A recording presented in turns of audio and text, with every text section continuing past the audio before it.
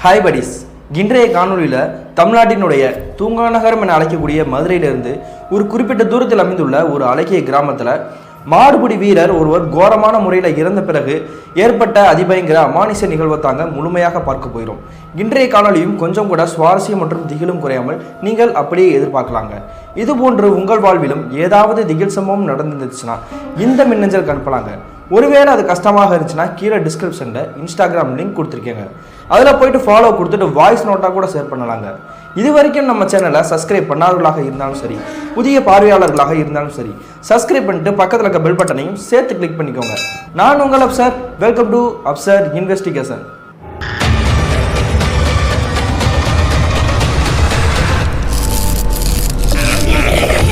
நான் ஏற்கனவே சொன்ன மாதிரி தமிழ்நாட்டினுடைய தூங்காநகரம் என அழைக்கக்கூடிய மதுரையிலிருந்து ஒரு குறிப்பிட்ட தூரத்தில் அமைந்துள்ள ஒரு அழகிய கிராமத்தில் கிட்டத்தட்ட 1980 காலகட்டத்தில் நடந்த சம்பவம் தாங்க இந்த சம்பவம்.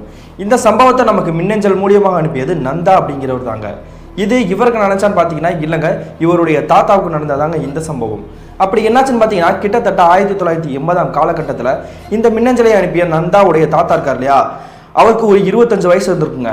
அவருடைய பேர் நெடுமாறனுங்க. அவர் என்ன வேலை பார்த்துருக்காருன்னு பார்த்தீங்கன்னா அதே ஊரை சேர்ந்த அரிசி மூட்டை குடோன்களாக இருக்கும் இல்லையா, அதில் ஏற்றுமதி இறக்குமதி செய்வது மற்றும் அதை வெயிட் போட்டு பார்க்கறது அந்த மாதிரி செயலாங்க ஈடுபட்டு இருக்காரு. அவர் மட்டும் இல்லாமல் அவர் கூட ஒரு 3-4 நண்பர்களும் அந்த கம்பெனிலாங்க வேலை பார்த்துட்டு இருந்திருக்காங்க. அது மட்டும் இல்லாமல் வருடத்திற்கு ஒரு முறை வரக்கூடிய பொங்கல் தினமான தமிழர் திருநாளை முன்னிட்டு தமிழ் மக்களின் பாரம்பரிய கலாச்சாரமான வீர விளையாட்டான ஜல்லிக்கட்டுக்கு இவங்க நண்பர்கள் போவது வழக்கங்க. இந்த நண்பர்கள் பல தடவை போனாலுமே ஆனால் ஒரு தடவை கூட ஜெயிச்சது இல்லைங்க. இதுக்கு காரணம் என்னன்னு பார்த்தீங்கன்னா இதே ஊரை சேர்ந்த பரதி அப்படின்ற ஒரு இளைஞர் தாங்க. இந்த பரதின்ற இளைஞரை பத்தி சொல்லணும்னா இவர் வேற யாரும் கிடையாதுங்க, இந்த மின்னஞ்சலை அனுப்பிய நந்தா இருக்கார் இல்லையா, அவருடைய தாத்தாவான நெடுமாறனோட நெருங்கிய நண்பர் தாங்க. கிட்டத்தட்ட 2 வருஷமாக இவங்க பேசிக்கிறது இல்லைங்க. அதுக்கு ஒரு பின்புலம் இருக்குது. அது என்னன்னு பாத்தீங்கன்னா கிட்டத்தட்ட 2 வருடங்களுக்கு முன்னாடி இவங்க எல்லாமே ஒரே டீமா தாங்க இந்த ஜல்லிக்கட்டான வீர விளையாட்டுக்கு வந்து கலந்துக்கிறது வழக்கங்க. அந்த சமயத்துல இந்த பரதி அப்படின்ற இளைஞர் மட்டும் கொஞ்சம் வீரமா முன்னாடி போயிட்டு துணிச்சலா வந்து மாடுகளை பிடிப்பாருங்க. அதை பார்த்துக்கிட்டு இருந்த அந்த பஞ்சாயத்து ஊர் தலைவர்னு ஒருத்தவங்க இருப்பாங்க இல்லையா, அவங்க வந்து இந்த பரதி அப்படின்ற இளைஞரை கூப்பிட்டு பாராட்டி இவர் கையில ஒரு தங்க காப்பை வந்து மாட்டி விட்டுருக்காருங்க. அதுல இருந்து தாங்க பிரச்சனையை ஆரம்பிச்சிச்சு. கூடயே இருக்கிற நெடுமாறன் என்ன நினைச்சிட்டு இருக்காருன்னா நம்மளும் தானே கூட போனோம், ஆனா நமக்கு ஏது பாராட்ட சொல்லவே இல்லையே, ஆனா இவனை தானே பாராட்டுறாங்க அப்படின்னு சொல்லிட்டு அவரை வந்து படிப்படியா வெறுக்க ஆரம்பிச்சாருங்க. அதுக்கு பிறகு நாளடைவில் இவங்க இருவருக்குமே வந்து சண்டை வந்து 2 டீமா வந்து பிரிஞ்சுட்டாங்க அதே ஊர்ல. அதுக்கு பிறகு இந்த பாரதி அப்படின்ற ஒரு இளைஞர் பிரிஞ்சதுக்கு அப்புறம் இந்த நெடுமாறன் அப்படின்றவர் வந்து தனி டீமா வந்து விளையாட போயிருந்தாங்க இல்லையா, அந்த சமயத்துல பூரா இவங்க வந்து தோல்வியை தாங்க தழுவுறாங்க. இதனாலேயே அவங்க கிராமத்தில் இருக்கக்கூடிய மக்கள் பூரமே வந்து இவங்க வந்து கேலிங் கிண்டலமா பேச ஆரம்பிச்சிருக்காங்க. உன்னுடைய நண்பன் இருந்த வரைந்தாடா நீங்க ஜெயிச்சிங்க, அதுக்கு முன்னாடி ஜெயிச்சது இப்போ வந்து உங்களால் ஜெயிக்க முடியல அப்படின்னு கிண்டலா பேசியிருக்காங்க. இந்த பாரதி அப்படின்ற இளைஞரை பத்தி இன்னொரு விஷயம் அப்படின்னு சொல்லணும்னா ஒரு ஜல்லிக்கட்டு ஆரம்பிக்குது அப்படின்றாவே கிட்டத்தட்ட ஒரு 48 நாள் பத்தியம் இருந்து ஒழுக்கமாக கண்ணியமாக எந்த ஒரு தீய செயல்களையும் ஈடுபடாம வந்து கரெக்டா இருந்துதான் அந்த வீர விளையாட்டுக்கே வந்து போவாராங்க. ஆனா இந்த நெடுமாறன்றவர் அப்படி கிடையாதுங்க. கடவுள் பக்திக்கு இதுக்கு எந்த ஒரு சம்மந்தம் கிடையாது, நம்மளோட துணிச்சல் தான் நம்மளோட கையில் இருக்குது அப்படின்னு சொல்லி முடிவெடுத்து எந்த ஒரு பக்தியான ஒரு செயலையும் ஈடுபடாம வந்து அந்த விளையாட்டுக்கு வந்து ஒரு கிளம்புற வழக்கங்க.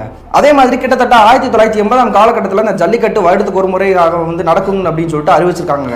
அதனால அந்த களத்துக்கே போன இவங்க நண்பர்கள் எல்லாருமே போயிருக்காங்க. போனதுல 2வது சுற்றுல வந்து இந்த பரதி அப்படின்ற வந்து இளைஞர் இருக்கார் இல்லையா, அவர் வந்து அந்த மாடு பிடி வீரருக்காக உள்ளுக்குள்ள வந்து மாடு பிடிக்கிறதுக்காக உள்ள இறங்கியிருக்காருங்க களத்துக்குள்ள. அப்படி களத்துல இறங்கினவர் யாருமே எதிர்பார்க்காத நேரத்துல சீரி பாய்ந்து வந்த ஒரு காலை என்ன பண்ணுதுன்னு பாத்தீங்கன்னா இந்த பரதி அப்படின்றவரோட குடலோட அந்த முன்னாடி இந்த கொம்பு இருக்கும் பார்த்தீங்கன்னா, அந்த கொம்பை வச்சு இடிச்சு அப்படியே தூக்கி எரிஞ்சிருதுங்க. அப்படி எரிஞ்சதுக்கு அப்புறம் சுற்றி இருக்க நண்பர்கள் அங்கே அக்கம் பக்கத்தில் இருக்க ஊர் மக்கள் பூரா அவர் வந்து நெருங்கி போய் பார்க்குறாங்க. அப்படியே ரத்தம் சொட்ட சொட்ட பரிதாபமாக கிடக்குறாரு. உடனே பக்கத்தில் இருக்க அந்த மருத்துவர்கள்லாம் கொஞ்சம் செக் பண்ணுறதுக்காக வச்சிருப்பாங்க இல்லையா, அது அந்த காலகட்டம் அப்படின்றனால வந்து மருத்துவமனையில் கொஞ்சம் லாங் டிஸ்டன்ஸ்லாங்க தள்ளி தாங்க இருந்தது. உடனே தூக்கிட்டு ஓடலாம் அப்படின்னு சொல்லிட்டு ட்ரை பண்ணிட்டு இருக்காங்க. அந்த செகண்ட்லேயே வந்து இவர் வந்து உயிர் பரிதாபமாக போயிடுதுங்க. அதுக்கு பிறகு இந்த ஊர் மக்கள் என்ன பண்ணுறாங்கன்னா அந்த பரதின்ற இளைஞரோட சடலம் இருக்கு இல்லையா, அதை பூரா எடுத்துக்கிட்டு அவங்களுடைய அப்பா அம்மா கிட்டையுமே சொல்லிட்டு அவங்களுடைய குடும்பமும் எல்லாமே சேர்ந்துட்டு வந்து இறுதிச் சடங்கு நடத்துறதுக்காக வந்து சுடுகாட்டுக்கு கூட்டிட்டு போறாங்க. அப்படி சுடாடு கூட்டிட்டு போறப்ப வேற யார் வராங்கன்னு பார்த்தீங்கன்னா அவருடைய நண்பர் முன்னாடி இப்ப எனிமி, ஆனா முன்னாடி வந்து ஆரம்பத்தில் நண்பராக தானே இருந்தார் இந்த நெடுமாறன். அவருமே வந்து அவருடைய நண்பர்களோட வட்டாரத்தோட எல்லாமே சேர்ந்து தாங்க போய் பார்க்குறாங்க. என்ன இருந்தாலும் ஒரே ஊருக்காரன் இப்படி போயிட்டானே அப்படின்னு சொல்லிட்டு ஒரு துளி கண்ணீரோட தாங்க அந்த கூட்டத்தில் மத்தியில் போய் நிற்கிறாங்க. அதுக்கு பிறகு அவருடைய இறுதிச் சடங்கு முடிஞ்சதுக்கு பிறகு இவங்க வந்து இந்த நெடுமாறன் இருக்கார் இல்லையா, அவர் வந்து வீட்டுக்கே கிளம்பி வந்துடுறாருங்க. இப்படி சுடுகாட்டுக்கு போயிட்டு வந்த பிறகு தாங்க இந்த நெடுமாறனோட வாழ்க்கையில அமானுஷ பேய் வீச ஆரம்பிச்சிச்சு.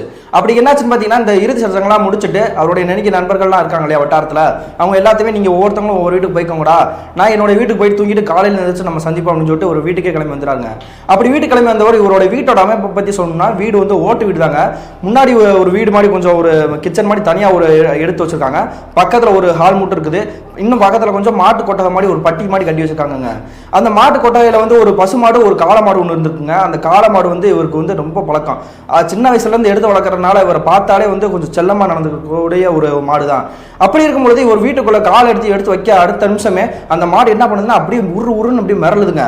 உடனே ஒரு வந்து என்னடா அது நம்ம பார்த்து ஏன் இப்படி மரலன்னு சொல்லிட்டு மாடு பக்கத்துல இப்படி நெருங்கி போறாருங்க. நெருங்கி போன அடுத்த நிமிஷம் அந்த மாடி ஒரு குத்துற மாதிரி வந்துருச்சுங்க. உடனே என்ன பண்ணன்னு தெரியாம அம்மா அம்மான்னு கத்த ஆரம்பிச்சிட்டாருங்க.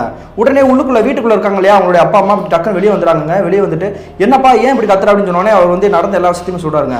என்னன்னு தெரியல, மாடு என்னை பார்த்தாலே இப்படி உருங்குது, என்ன பண்றேன்னு தெரியல அப்படின்னோடனே அவங்க என்ன நினைச்சுக்கிறாங்கன்னா அது ஒண்ணும் இல்லப்பா, நீ வந்து இறுதி சடங்கு இந்த மாதிரி இது சுடுகாட்டுக்கு போயிட்டு வர, முதல்ல நீ குளிச்சுட்டு தான் உள்ள வரணும், மாடு பக்கத்துல எல்லாம் போகக்கூடாதுப்பா, அது சாமி மாதிரி அப்படின்னு இருக்காங்க. உடனே இவர் என்ன பண்றாருன்னா அதே மாதிரி இவர் குளிச்சுட்டு வீட்டுக்கு போய் படுத்து தூங்க ஆரம்பிக்கிறாருங்க. அதுக்கு பிறகு அன்றைய நள்ளிரவு கிட்டத்தட்ட தோராயமாக ஒரு 10-30 மணி அளவில் இவங்களுடைய அப்பா அம்மா எல்லாருமே வந்து தூங்க ஆரம்பிச்சிருக்காங்க. கிராமம்னாலே பொதுவாக வந்து ஒரு 7-8 மணிக்கு வந்து சாப்பிட்டுட்டு கொஞ்சம் வெள்ளனமாக தூங்கிடுவாங்க. அதே மாதிரி இவங்க தூங்க ஆரம்பிச்சிட்டாங்க. அப்படி தூங்கிட்டு இருக்கும்பொழுது இவங்க எல்லாருக்குமே பேரதிர்ச்சிங்க. அப்படி என்னாச்சுன்னு பார்த்தீங்கன்னா தூங்கிட்டு இருக்கும்பொழுது இவங்களுக்கு வந்து ஏதோ ஒரு மூச்சு சத்தம் வந்து கொஞ்சம் பலமாக கேட்டுருக்குங்க. யாராவது இந்நேரத்தில் வந்து மூச்சு சத்தம் பலமாக கேட்குது அப்படின்னு சொல்லிட்டு டக்குன்னு வந்து இப்படி முடிச்சு பார்க்குறாங்க. இவங்க வீட்டில் வந்து வேறு யாரும் கிடையாது. இந்த நெடுமாறன் இருக்கார் இல்லையா, நெடுமாறன் அவங்களுடைய அப்பா அம்மா. இவருக்கு அண்ணன் கிடையாது, தங்கச்சி தம்பி யாரும் எதுவுமே கிடையாது.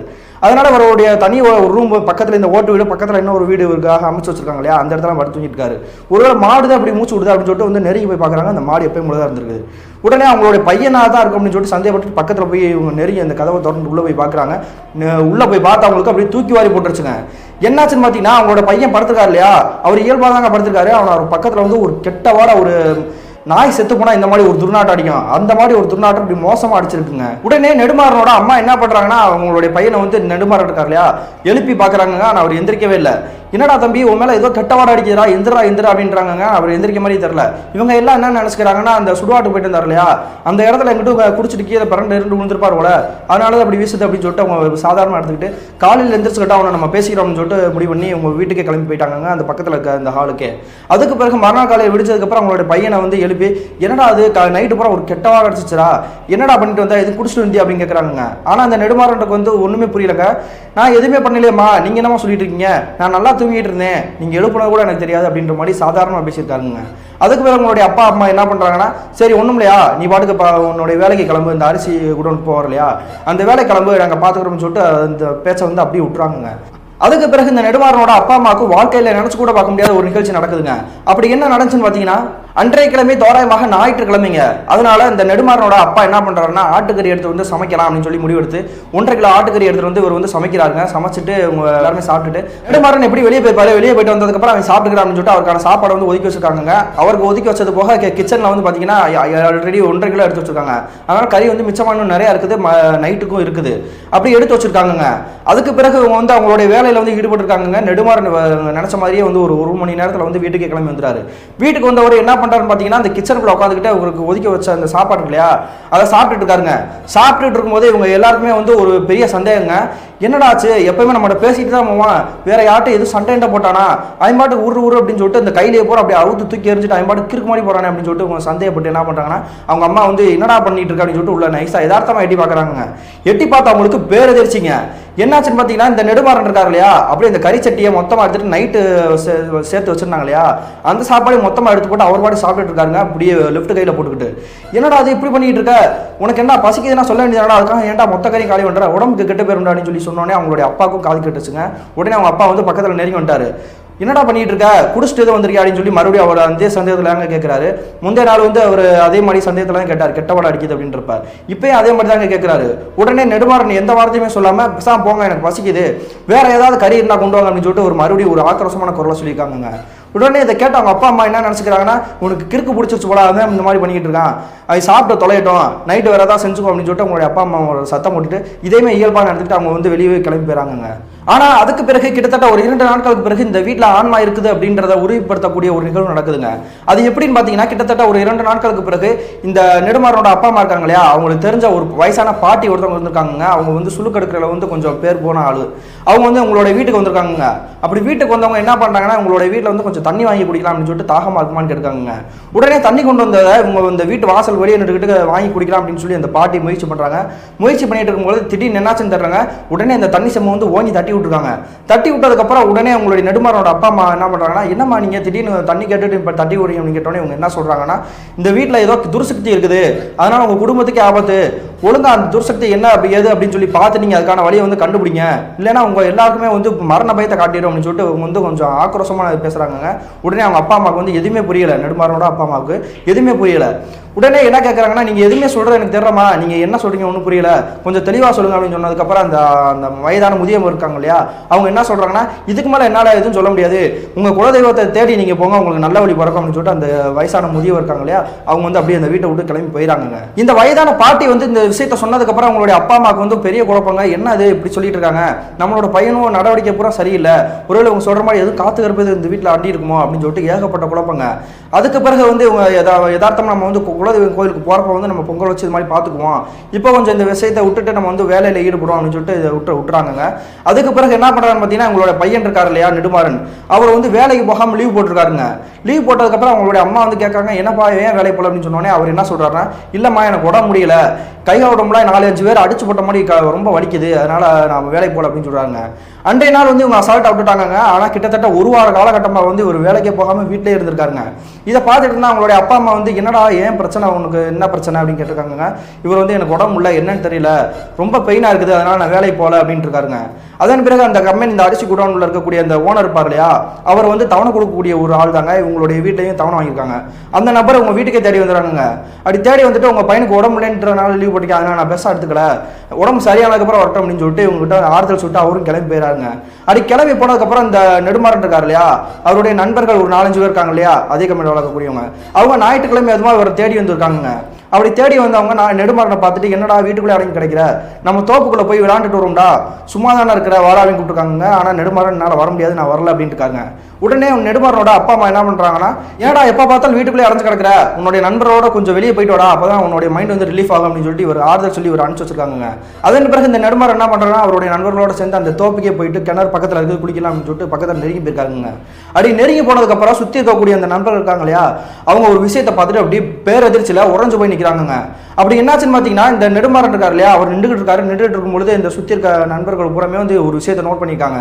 நோட் பண்ணதுக்கப்புறம், என்னடா அது உன் கையில் என்ன இருக்குது, இது யார் கொடுத்தா அப்படின்னு கேட்குறாங்க.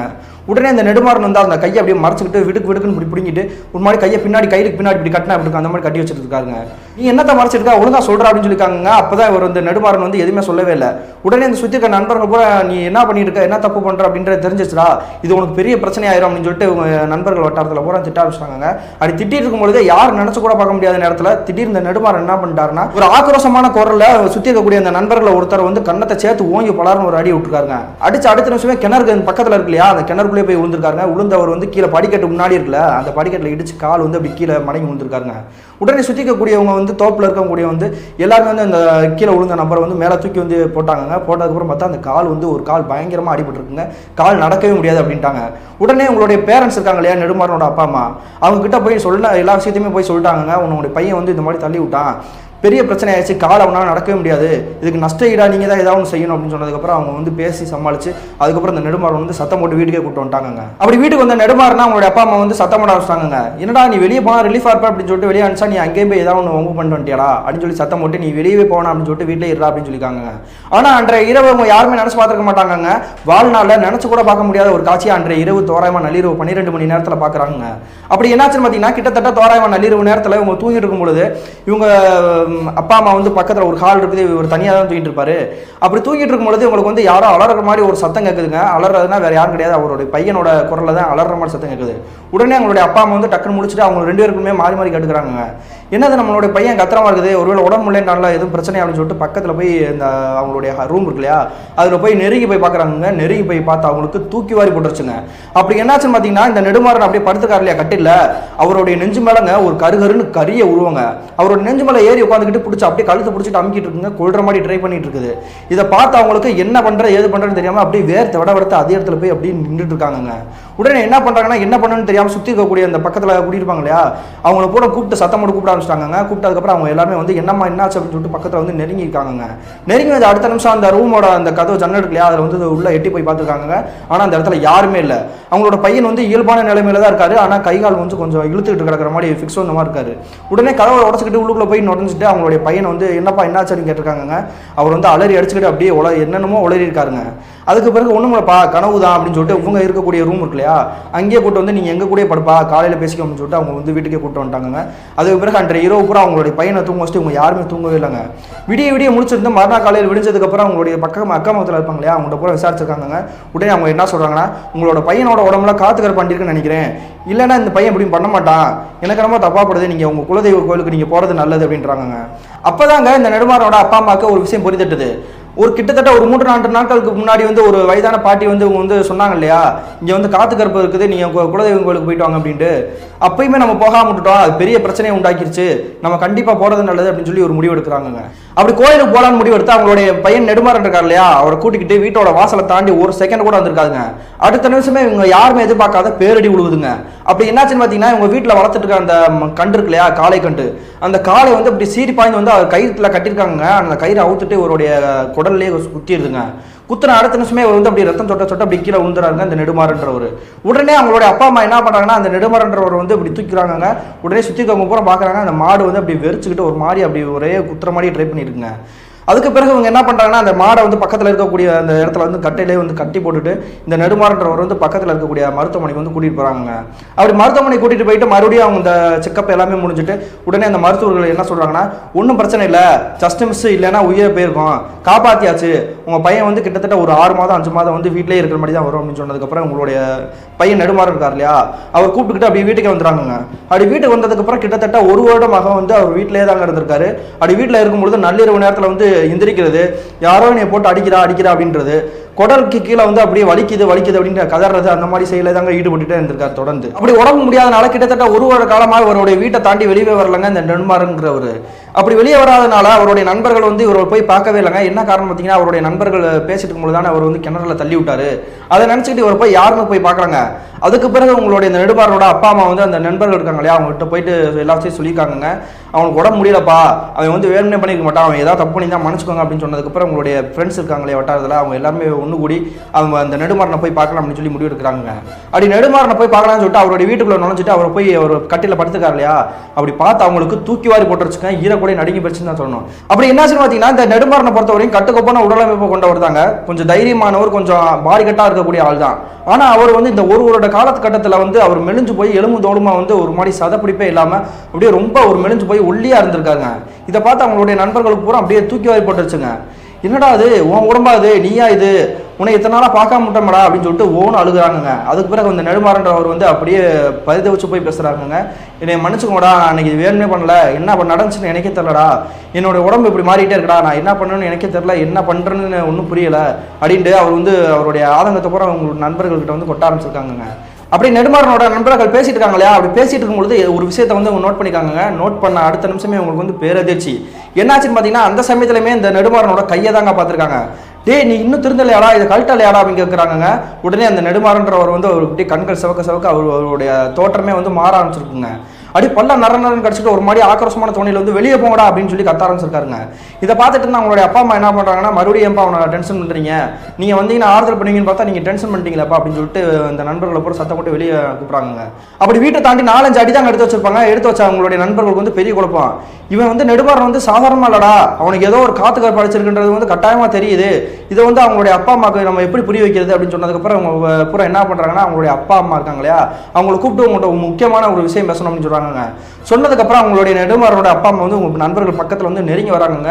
நெருங்கி வந்ததுக்கப்புறம் என்னப்பா என்ன சொல்லி கேட்குறாங்க. உடனே அவங்க பூரா என்ன விஷயம் அப்படின்றத சொல்ல வராங்க. சொல்ல வர்றதுக்கு முன்னாடி அந்த நெடுமாறன் இருக்காரு இல்லையா, அப்படியே அவருடைய ரூம்ல இருந்துட்டு ஆன்னு கத்த ஆரம்பிச்சிட்டாருங்க. கத்த ஆரம்பிச்சு அடுத்த நிமிஷமே அவங்களுடைய அப்பா அம்மா வந்து உங்ககிட்ட பேசுறதை நிப்பாட்டிட்டு அவங்க போய் அந்த பையனை போய் பார்க்கலாம் அப்படின்னு சொல்லிட்டு ரூம் போயிட்டாங்க.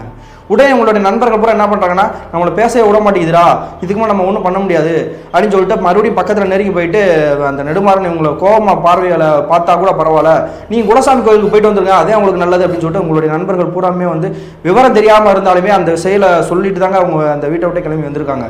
அதுக்கு பிறகு அந்த நெடுமாறனோட அப்பா அம்மாவுக்கு பெரிய குழப்பங்க.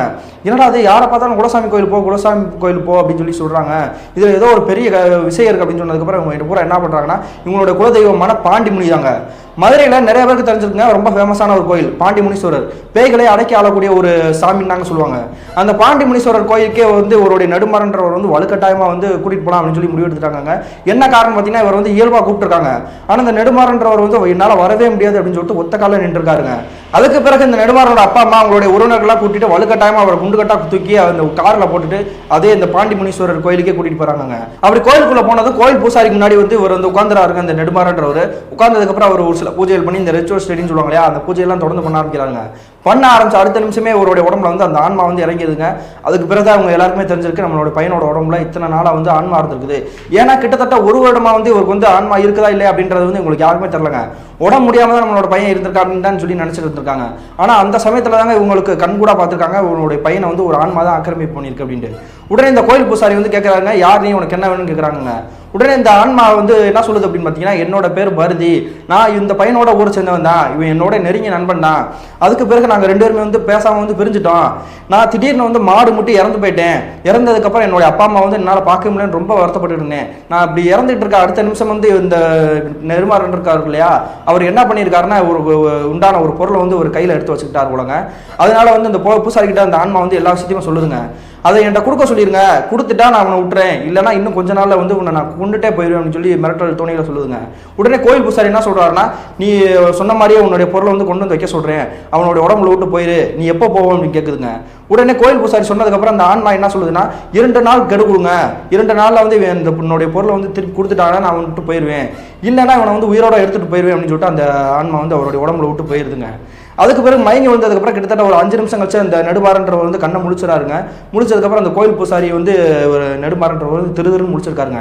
அப்படி இயல்பான நிலைமைக்கு மாறினதுக்கப்புறம் நெடுமாறனை பார்த்து அந்த கோயில் பூசாரி என்ன கேட்குறாருன்னா, நீ பண்ண காரியம்லாம் உனக்கு தப்புன்னு படலையாப்பா, நீ பண்ணதுனால தான் இப்போ உன்னை அது வந்து வாட்டி வதச்சிட்டு இருக்குது, உன்னை ஒரு ஆன்மா பொசஸ் பண்ணியிருக்கிறது உனக்கு தெரியுமா தெரியாதா அப்படிங்கிறாங்க. உடனே நெடுமாறன் இப்படி ஓன் அழுகுறாருங்க. என்னை ஒரு ஆன்மா வந்து பொசஸ் பண்ணது எனக்கு தெரியும், என்னால் என்னுடைய மைண்டை வந்து கண்ட்ரோல் பண்ண முடியல, என்னை யாரும் ஆக்கிரமிப்பு பண்ண மாதிரி இருக்குது, கை காலம்லாம் அடிச்சு போட்ட மாதிரி வலிக்குது, என்னால் இயல்பாகவே இருக்க முடியல அப்படின்னு சொல்லி ஓன் அழுகுறாங்க. உடனே இந்த கோயில் பூசாரி என்ன சொல்கிறாருன்னா, நீ என்ன பண்ணேன்றதை உன்னுடைய அப்பா அம்மாவுக்கு முன்னாடி நீ சொல்லிடு, சொன்னேன்னா உனக்கு எந்த பிரச்சனையும் கிடையாது, இல்லைனா என்னாலையும் காப்பாற்ற முடியாது, இன்னும் 2 நாள் தான் அந்த ஆன்மா வந்து உனக்கு கெடு கொடுத்துருக்கு அப்படின்னு சொல்கிறாருங்க. இதை கேட்டுட்டு அப்படி பதட்டத்தில் அந்த நெடுமாறன் வந்து அப்படியே கிட்டுக்கிட்டு நடுக்க ஆரம்பிச்சிட்டாருங்க. அப்படி நடுங்கினதுக்கப்புறம் அவர் நடந்த எல்லா விஷயத்தையுமே ஒவ்வொன்றா சொல்ல ஆரம்பிக்கிறாருங்க. அப்படி என்னாச்சுன்னு பார்த்தீங்கன்னா, கிட்டத்தட்ட 1 வருடத்துக்கு முன்னாடி இந்த பாரதி மற்றும் இந்த நெடுமாறன் அவங்களுடைய நண்பர்கள் புறமே இந்த இறுதி சுற்றுக்காக அந்த களத்துக்கு வந்து போயிருந்தாங்க இல்லையா, ஜல்லிக்கட்டுக்கு. அப்படி போயிட்டு இருக்கும்பொழுது கிட்டத்தட்ட 2வது சுற்றுல வந்து அவருடைய நண்பர் இந்த பாரதி அப்படின்றவர் வந்து மாடு முட்டி இப்படி கீழே சரிஞ்சு கீழே விழுந்தார் இல்லையா. அப்படி விழுந்ததுக்கப்புறம் எல்லா மக்களும் வந்து தூக்கியிருக்காங்க. அப்படி தூக்கும் பொழுது இந்த நெடுமாறன் அப்படின்றவர் வந்து பக்கத்தில் நெருங்கி போய் பார்த்துருக்காருங்க. நெருங்கி போய் பார்த்தா அவருக்கு தாங்க அப்போதாங்க தெரிஞ்சிருக்கு இந்த நெடுமாறனுடைய கையை வந்து இந்த பாரதி அப்படின்றவர் வந்து ஓங்கி பிடிச்சிருக்காங்க. பிடிச்சதுக்கப்புறம் அவருடைய கண்கள் வந்து அப்படியே கொஞ்சம் கொஞ்சமாக அப்படி விழிப்பிதிங்க அப்படி மேலே போயிருக்குங்க. உடனே இவர் வந்து இறந்துருவார் அப்படின்றது தெரிஞ்சிச்சு. அதுக்கு பிறகு எல்லாருமே கூட்டம் கூட்டமாக அவருடைய உடலை வந்து அப்படி தூக்கிட்டு போயிட்டு இருக்கும்போதே அவருடைய உடலில் வந்து உயிர் அப்படி கொஞ்சம் கொஞ்சமாக பிரிஞ்சு போயிட்டு இருக்கு இல்லையா. அந்த சமயத்தில் அவர் கையில் போட்டிருந்த ஒரு தங்க காப்பு இருக்கு இல்லையா, ஊர் பஞ்சாயத்து தலைவர் ஒரு தங்க காப்பு அவருக்கு பரிசா போட்டிருந்தாரு இந்த பரதி அப்படின்ற இளைஞருக்கு. அதே தங்க காப்பு தாங்க அவர் கையில் போட்டிருக்கிறது இவரோட கையில் வந்து டச் ஆயிருக்குங்க. உடனே இந்த நெடுமாறன் அப்படின்றவர் என்ன பண்றாருன்னா, பேராசைப்பட்டுட்டு அந்த தங்க காப்பா அவரோட கையில இருந்து அப்படியே உயிர்க்காருங்க. உடனே இந்த நெடுமாறன் அப்படின்றவர் வந்து அந்த காப்பை பிடிக்க விடாம அப்படி லைட்டா தடுத்துருக்காருங்க. அந்த அரை உசுறு போயிட்டு இருக்கும் பொழுது கூட அதுக்கு மீறி இந்த நெடுமாறன் அப்படின்றவர் என்ன பண்றாருன்னா, கூட்டத்துக்கு மத்தியில் வந்து அந்த பதட்டத்தில் இருக்கனால யாரும் கவனிச்சுக்க மாட்டாங்க இல்லையா, அந்த சமயத்தை யூஸ் பண்ணி இவர் வந்து அந்த தங்க காப்பா வந்து கையில இருந்து அப்படி பறிச்சிருக்காருங்க. படிச்ச அடுத்த நிமிஷமே வந்து அவருடைய நண்பர் வந்து இந்த பரதி அப்படின்றவர் வந்து இறந்து போயிட்டாருங்க பரிதாபமாக. இப்படி நடந்த எல்லா நிகழ்வையும் சொன்னதுக்கப்புறம் நெடுமாறனோட அப்பா அம்மாவுக்கு பெரும் கோபமே வந்துருச்சுங்க. உடனே அவங்களுடைய பையனை போட்டு அடிக்க ஆரம்பிச்சிட்டாங்க. என்னடா தம்பி பெரிய தப்பு பண்ணிட்டியாடா, ஒருத்தவங்க சாக கிடக்கிற நிலைமையிலையாடா இந்த மாதிரி பேராசப்படுறது, தப்பு பண்ணிட்டியாடா அப்படின்றாங்க. இப்போ அந்த காப்பு எங்க இருக்குன்னு கேட்கறாங்க.